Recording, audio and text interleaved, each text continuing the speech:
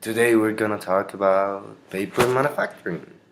First of all, you have to know where it all starts. It starts here, right with this fabulous tree. But of course, the tree has to be processed in order to obtain paper.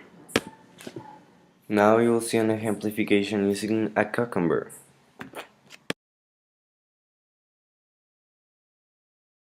First, you have to get rid of the bark of the tree. In order to have a free chop down. Then you chop down wood into little pieces. Chopping it down to many pieces. And finally you compress the soft wood that was previously washed. It is squashed and then let it rest and it converts into paper. And voila, you let it dry and it will convert into paper.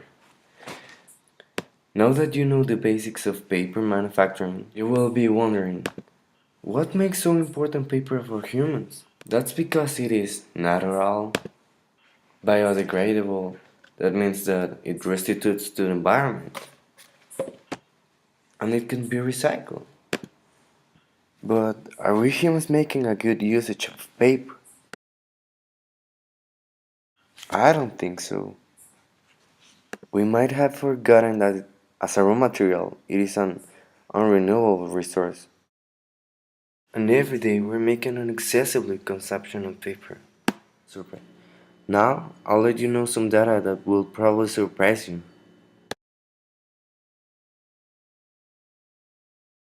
Harshly, you need 3 tons of wood to create 1 ton of paper. You need 60 liters of water per each kilogram of paper. That means you need 60,000 liters of water to create 1 ton of paper. And even worse, pollutants are delivered into the environment, damaging it. An average person consumes 183 kilograms of paper per year. That means he's killing 3 trees each year. Surprisingly, just 40% of the wood is used in paper fabrication. Each year, the world cuts down 4,000 million trees in a year, equating to 268 million tons of paper. Approximately 900,000 tm of polluted water is delivered into the aquatic foundation. You need more than 1 hectare to compensate what the total emissions of a person are in 1 year. Mexico holds the number 11 of forest areas. Mexico has a really big deforestation rate. It is estimated that each hour we lose a forest area of the size of the Zócalo times 23.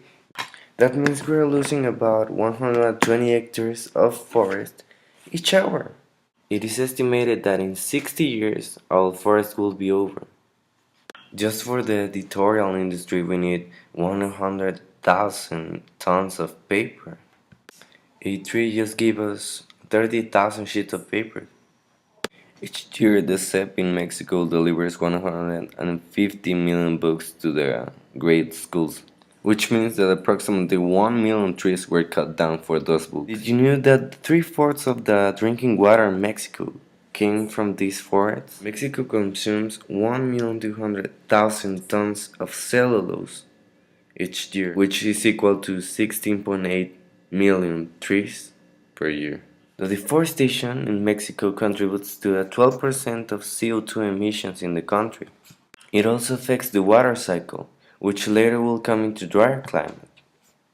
Now that you know the implications that paper manufacturing makes in the environment, you're the one to decide.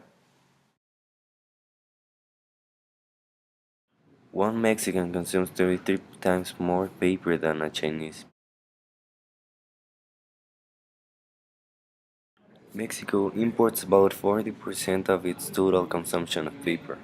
We'll need to construct another 27 platforms to fulfill the requirements of the population.